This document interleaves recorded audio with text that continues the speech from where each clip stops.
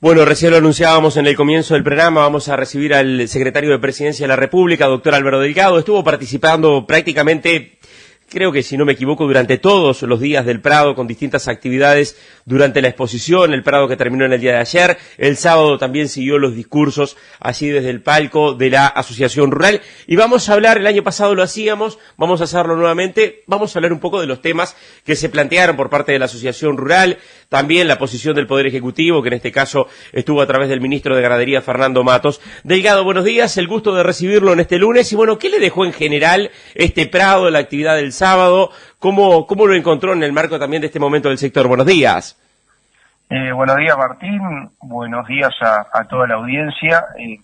Obviamente en doble condición, como productor agropecuario, pero además como integrante del gobierno, fue no una obligación, fue un gusto poder concurrir, como concurrimos todos los días a la exposición del Prado, en diferentes actividades, la reunión acompañando al presidente y varios ministros con la Junta Directiva de la Asociación Rural, donde se repasaron temas en común, participando en algunas de las charlas que se hicieron en la exposición del Prado, y después nos tocó durante toda la semana ir entregando los premios a los principales campeones de las razas de todos los rubros, ¿no? Ovinos, bovinos, los caballos, y la verdad que notamos primero un Prado más allá de las dificultades, más allá de un año que es complejo o diferente al año pasado, vamos a ponerlo en esos términos, un Prado con empuje, con mucha fuerza, muy bien organizado, y en eso yo quiero felicitar especialmente a la Asociación Rural del Uruguay, a la Dirección de Exposiciones, felicitar a Patricio Cortabarría como presidente, a la directiva y especialmente a la Dirección de Exposiciones a cargo de Rafael Ferber. Un Prado muy bien organizado, récord de expositores y de stand. La verdad que para hacer un año con dificultades, ya lo vimos en el inicio del año, en enero, cuando nos tocó y nos encontramos, Martín, contigo en la exposición de Durazno, ahí en febrero, había récord de animales expuestos a pesar de una sequía agropecuaria bien compleja, ¿no? Recordemos que este gobierno ya tuvo 4 emergencias agropecuarias, pero ya siguió, este tema siguió, no solo hubo sequía en el verano, sino también hubo sequía en invierno, con la crisis hídrica, sobre todo en la zona metropolitana, más cómo afectó todo este verano la sequía en función del bajo rendimiento y el tema de los precios del cultivo de soja. Seguramente nos costó toda la sequía en el sector agropecuario cerca de $2.000 millones, más el tema de los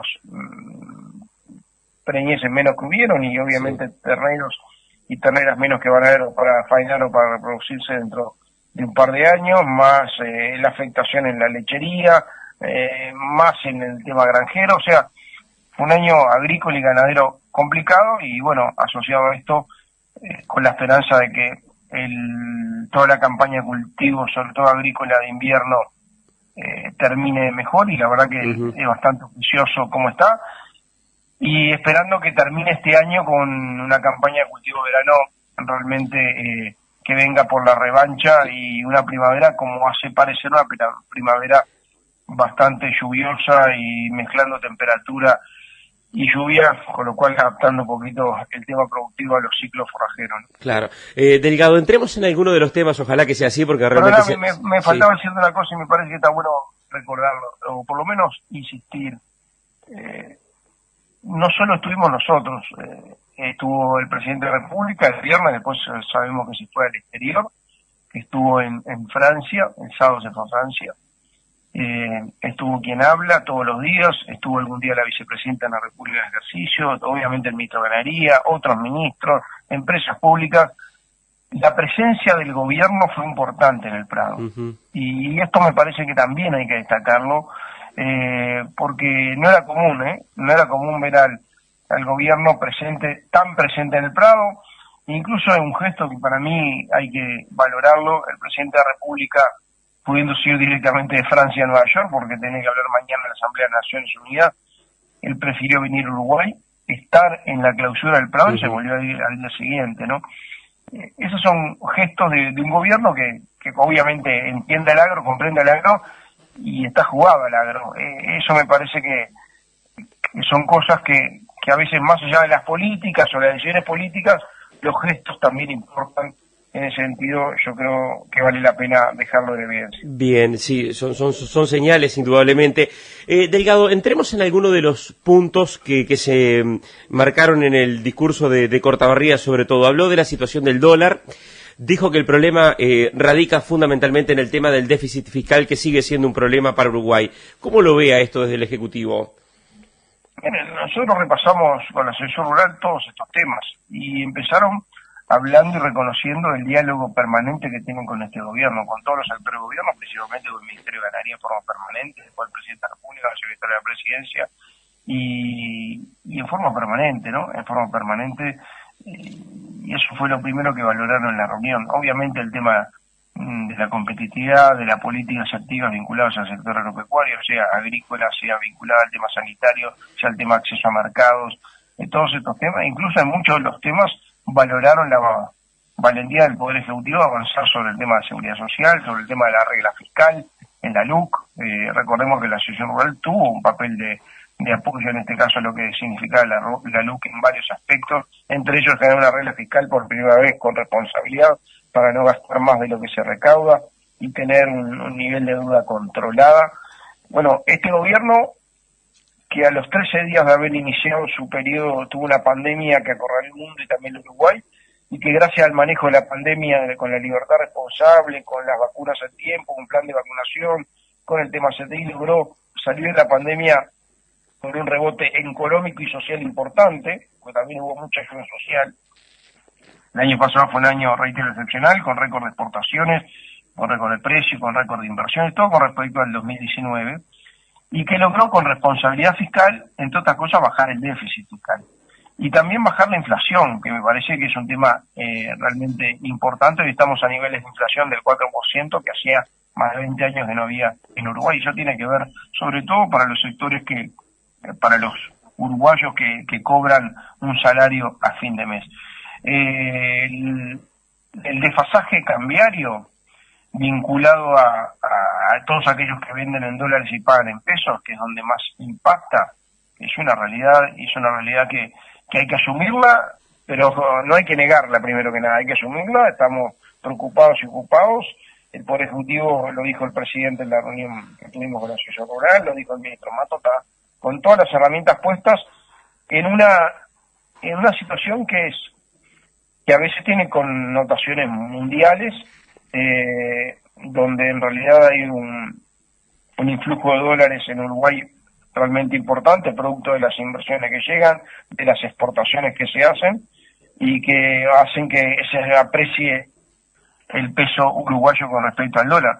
Esas son algunas de las dificultades. Instrumentos, bueno, los instrumentos que el Uruguay tiene que trabajar sobre el tema de déficit fiscal, lo venimos bajando con respecto al gobierno anterior, vamos a seguir haciéndolo, vamos a seguir trabajando en el tema de la inflación, y vamos a seguir trabajando en el tema de, sin intervenir en el mercado cambiario, porque eso es una decisión que se ha tomado y este gobierno ha mantenido, no intervenir en el mercado cambiario, porque es un tema que sabes dónde empieza pero nunca termina, porque después que puedes intervenir, tenés que intervenir siempre. Basta ver un poco en la región cómo ha influido este tema, y cómo se maneja este tema. Vamos a hacer que las empresas públicas, ya lo estamos haciendo, compren en el mercado, que son las grandes compradoras de dólares en Uruguay, compren en el mercado uruguayo todos los dólares que necesitan, obviamente para sostener su precio y empujarlo al alza, lo mismo que trabajar sobre las tasas de interés, sobre algunos que ya se viene trabajando, y poder seguir trabajando en esa misma línea. Es un tema que obviamente que estamos trabajando sobre él, no es el único tema, y no es el único tema de la competitividad, pero es un tema que nos importa, que nos preocupa y que seguimos trabajando. Claro, podríamos, obviamente que estamos en un mercado que no tiene intervención, por lo que decía recién usted, y obviamente pensar o hablar de un tipo de cambio a un determinado precio lo va a fijar el mercado en definitiva, pero ¿podríamos plantearnos un escenario de un dólar a 40 pesos mirando el cierre de 2023 o el arranque de 2024? Hay proyecciones varias. En esto hablar sobre valores es hacer futurología. Primero terminar con el negacionismo, ¿no?, que muchas veces se daba. Hay un desfasaje del tipo de cambio, algunos hablan 2, hablan 17%. Vamos a trabajar sobre eso y seguramente se vaya cortando esa brecha. Y los otros temas siendo los deberes, ¿no? Que me parece realmente importante. Nosotros no usamos la pandemia como excusa para no hacer otras cosas, ni usamos la pandemia como excusa para hacer, primero para hacer lo que había que hacer, entre otras cosas, transformación educativa, reforma de seguridad social o algunas otras reformas estructurales. Y lo segundo, que no usamos la pandemia para subir impuestos, que otros gobiernos sí lo usaron. Y era una buena justificación para muchos gobiernos poder aprovecharlo. Ni al agro ni a ningún otro sector, este gobierno, a pesar de las dificultades, le subió un impuesto. Es más, el gobierno lo que hizo fue este año bajar impuestos, ¿no? Sobre todo lo que tiene que ver con los asalariados, el IRPF, y el impuesto de los jubilados, el IVA, sobre todo en las franjas más de menores ingresos. Delgado, otro de los temas que se manejó en el discurso del sábado por parte de Cortabarría es el tema del costo de la energía. Mencionó el tema combustible, bueno, citó incluso como ejemplo que dice necesitan 700 kilos de novillo para comprar una cisterna de gasoil. ¿Cómo ve hoy usted este tema que además en su etapa como legislador fue un tema que trabajó mucho? ¿Qué lectura hace hoy de esto y de los instrumentos que ha ido desarrollando el gobierno para atender este tema? Primero tenemos un mecanismo de fijación de precio de combustible más transparente que el que había, ¿no? Antes lo definía el Ministerio de Economía en función de la necesidad de caja. Siempre subía el petróleo y subía los combustibles. Ahora cuando bajaba el petróleo generalmente no bajaban los combustibles en función de la necesidad de caja. Y también es verdad que gracias a un proyecto que presentamos nosotros, el gasoil tiene IVA y ni MESI, con lo cual algunos sectores, pero el gobierno pasado lo limitó mucho, venimos de 15 años de gobierno con mayoría propia, limitó mucho la deducción del IVA del gasoil. Este gobierno habilitó no solo aumento de las deducciones, sino también la posibilidad de la compensación a quienes tributan IMEVA. Pero hablando del tema del precio, nosotros a través de la LUC fijamos un mecanismo más transparente. Hubiéramos preferido la libre importación. La alternativa a esto, ustedes saben que no salió, fue fijar el precio de paridad de importación, y quien lo fija no es ni ANCAP ni el Ministerio de Industria. El precio de paridad de importación lo fija un organismo independiente como la URSEA, que nos determina cuánto valdría el costo del litro de gasoil o de nafta al importarlo en vez de refinarlo en Uruguay. Y ese es el precio de referencia, no puede salir más caro que lo que saldría importarlo. Obviamente sobre eso después hay algunos otros factores que se ponen, que era el llamado factor X que en un momento estuvo, que son algunos costos asociados a ANCAP, entre otras cosas los 12,5 millones de dólares que se pierden por año del Portland y algunas cosas más. Pero el precio de paridad de importación es el que nos determina el precio de los combustibles todos los meses. Y se va a fijar, en vez de fijarlo cada tanto, cuando quiera el Poder Ejecutivo, se sabe que todos los meses se ajustan en función del precio que saldría importarlo, de paridad de importación. Delgado, ¿cómo? Sí, y en ese sentido, lo que ha pasado es que algunas veces, y yo creo que para beneficio de la producción y de la población, el precio final que determina el Poder Ejecutivo a veces fue menor que el precio de paridad de importación. ¿Por qué? Porque cuando ANCAP tuvo ganancias extraordinarias, producto, entre otras cosas, de venderle mucho gasoil a la UTE, porque UTE tiene un negocio con Brasil para la venta de energía eléctrica de muy buen precio, bueno, esa ganancia extraordinaria, en vez de que ir a la caja ANCAP o a rentas generales, lo que se hizo fue imputarlo a no tener que subir a los combustibles como el precio de importación lo hubiera determinado y poder darle ese alivio a la gente en función de la espalda ANCAP. Y eso fue lo que pasó durante todos estos años desde que la LUC está vigente, este régimen de fijación de precio de combustible. ¿Hay espacio para bajar la energía eléctrica teniendo en cuenta el cambio de la matriz de producción que tiene Uruguay en este momento? Y se está trabajando hay convenios con varios sectores y es un proceso de discusión permanente. Sobre todo aprovechamos la pandemia, que fue una buena oportunidad para rever una serie de costos internos.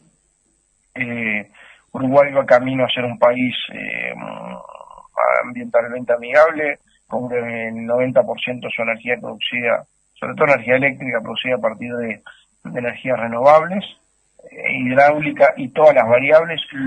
Estoy hablando de las eólicas, estoy hablando de la biomasa, estoy hablando de la de la fotovoltaica, y todo lo que viene para adelante además va en el mismo sentido, sobre todo en la nueva generación energética, en la nueva transformación energética que incluye el hidrógeno verde y la movilidad eléctrica. Y en ese sentido, obviamente, hay elementos que estamos hablando de subsidios para poder estimularlo, como hubo en su momento para la energía renovable, por eso el desarrollo que tuvo en Uruguay. Bien. Eso tiene que tener un correlato necesario en las tarifas. Hay convenios con diferentes sectores y me parece que hay algunos temas donde especialmente tenemos que hacer hincapié. Y voy a poder dejar como un titular para después discutir un día en tu programa, que es el tema riego, no solamente para eventuales crisis hídricas o falta de lluvia, sino también por un tema de productividad. Para un acceso más general y no solamente a través de la Comar de los mecanismos de riego. Bueno, obviamente el tema de energía eléctrica tiene mucho que ver. Claro, y ya que lo tira el tema, es un tema muy interesante para tratarlo específicamente en algún momento. ¿Sería necesario llevar adelante una política de Estado que trascienda incluso el gobierno de turno que esté en el país, como ocurrió, por ejemplo, con la forestación para dinamizar y promover el riego? Martín, de las cosas que tenemos pensadas para adelante, pensando con luces largas, es una política de riego que atraviese varios periodos de gobierno. Esto no empieza, obviamente, la forestación empezó con una idea que era que no terminara el periodo de gobierno donde se aprobó la ley forestal, sino que terminó varios años después, donde se empezaron a sacar una serie de beneficios que subsidiaban el estímulo a la forestación.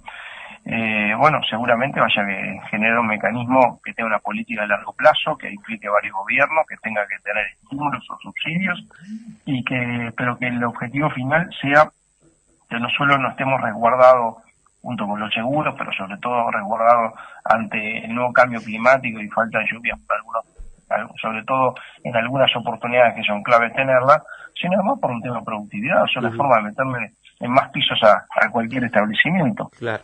Álvaro Delgado, Álvaro, pasemos a lo que es un tema y que hoy está presente dentro de lo que es el negocio ganadero, presente en muchísimas de las conversaciones y análisis que se dan. ¿Cómo ve el tema de la venta de los activos de Marfrija Minerva? Es un tema que me preocupa, que preocupa al gobierno, que preocupa al presidente, que preocupa al ministro, lo dijo en su discurso, que lo estamos siguiendo muy atentamente, que hoy estamos esperando que quienes hacen el negocio, proponen el negocio, se presenten ante la Comisión de Defensa de la Competencia, la COPRODEC, que es una comisión técnica que funciona en la órbita del Ministerio de Economía, que tiene en ese sentido, bueno, la COPRODEC, por los datos que tenemos y por lo que nos ha dicho la ministra de Economía, va a pedirle insumos y visiones a todos los actores vinculados al tema, que pueden ser beneficiados o fundamentalmente afectados, y sobre eso va a tomar una determinación o una propuesta o sugerencia o un informe, y sobre ese informe el Poder Ejecutivo se va a expedir. Yo tengo opinión personal, pero voy a esperar la visión técnica de la COPRODEC, que bueno, una vez que se presente el negocio en esta comisión, seguramente la Asociación Rural y varios otros instituciones, gremios o actores vinculados a la cadena cárnica pueden opinar. El análisis de la Comisión de Promoción y Defensa de la Competencia es un análisis, una conclusión técnica que va a ser un insumo más. Esta es una pregunta que toma el gobierno, o sea, la decisión final es política. Es una mezcla, ¿no? Obviamente las apelas, cualquier tipo de recurso contra una decisión o informe de la COPRODEC lo termina resolviendo el Ministerio de Economía. Bien. Se va el presidente de la República ahora en noviembre a China. Bueno, llegó hace algunas horas de Europa, estuvo con el presidente de Francia. ¿Cómo ve el tema de inserción internacional? ¿Qué expectativas tiene? Bueno, le quedan a este gobierno, el viernes lo entrevistábamos, el presidente decía, nos quedan 500 días de gestión aproximadamente, algunos días más, pero ¿qué expectativas tiene con respecto al tema de mejorar la inserción internacional y poder concretar algún avance en materia de acuerdos comerciales o mejora de acceso? Estamos poniendo todo el calor. Ustedes saben que este gobierno se ha caracterizado por por tratar de sacudir la modorra del Mercosur y plantear la flexibilización del Mercosur necesaria. Si el resto de los socios no quieren ir a tratar de buscar acuerdos comerciales o de preferencia arancelaria, poder hacerlo en Uruguay, y lo hemos planteado en todas las reuniones del Mercosur que hemos tenido. Es más, con China avanzamos mucho más que cualquier otro gobierno. Se llegó a avanzar en un estudio de factibilidad que hasta ahora no se había logrado con China, un estudio de factibilidad como un acuerdo con el gobierno chino. Estuvo el canciller, estuvo el ministro Matos, estuvo el ministro Paganini. El 16 de octubre voy yo en representación del Poder Ejecutivo, una reunión que organiza el presidente chino sobre la franja y la ruta, que es una iniciativa que él ha promovido, donde va a haber varias reuniones bilaterales con el gobierno chino por el tema avanzar en el Tratado de Libre Comercio, y en noviembre va el presidente. No es la única vía, porque después vamos a estar paralelamente a esto generando mecanismos de avance con el Tratado Transpacífico. Usted sabe que Uruguay planteó la adhesión al Tratado Transpacífico, es un mecanismo diferente, es una adhesión a un protocolo comercial, pero estamos también trabajando en acuerdos de libre comercio con otros países, y además hemos visto en el Ministerio de Ganadería, particularmente en esa política de nicho de acceso a mercados, una cantidad de mercados, cerca de 14 que se han ido abriendo en función de algunos, sobre todo productos carne, y el sorgo, proteína y algunas cosas. Un tema que tendría que estar en agenda por lo que significa hoy el Mercosur y por lo que ha generado el Mercosur en este tiempo. Recién usted decía, bueno, con las dificultades que se ha encontrado Uruguay para poder avanzar en acuerdos de forma bilateral dentro del Mercosur, un tema que tendría que estar hoy, o está, se lo pregunto esto, en agenda, es la posibilidad de cambiar el estatus de Uruguay dentro del Mercosur y dejar de ser, por ejemplo, un socio pleno y pasar a tener, por ejemplo, un estatus como el que tiene Chile. ¿Es un tema que debería de plantearse hoy como una posibilidad o no? No, y no está en la agenda. Nosotros vamos a ir insistiendo que en este marco Uruguay tiene flexibilidad y posibilidad y respaldo jurídico para avanzar si no hay voluntad de hacerlo en bloque, poder hacerlo individualmente. De hecho, el arancel externo común ya tiene 3 aranceles, está perforado. Así que nosotros vamos a ir con esta línea. Cualquier otra decisión sobre el cambio de estatus tiene que ver con una decisión política más de fondo, para un inicio, un gobierno, no para el fin, pero además es una discusión que tiene que ver internamente, políticamente, los consensos y el diálogo necesario, como se tuvo en su momento el ingreso al Mercosur. Bien. Doctor Álvaro Delgado, secretario de Presidencia de la República, muchas gracias y bueno, estaremos nuevamente conversando sobre todos estos temas. Gracias por estos minutos. Gracias a ustedes, que pasen muy bien.